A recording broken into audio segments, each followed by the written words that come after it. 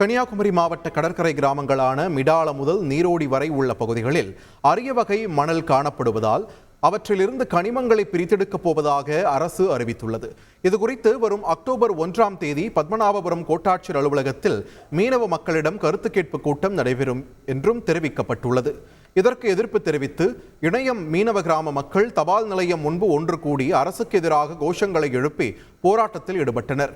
கருத்து கேட்பு கூட்டம் நடத்தக்கூடாது என்ற கோரிக்கை மனுக்களை எழுதி அரசுக்கும் அனுப்பி வைத்தனர்.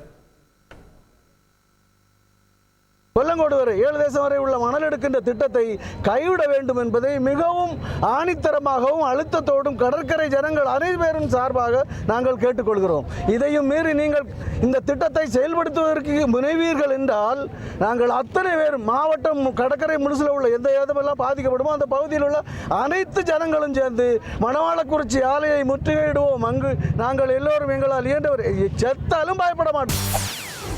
செய்திகளை உடனுக்குடன் தெரிந்து கொள்ள உடனே சப்ஸ்கிரைப் பண்ணுங்க.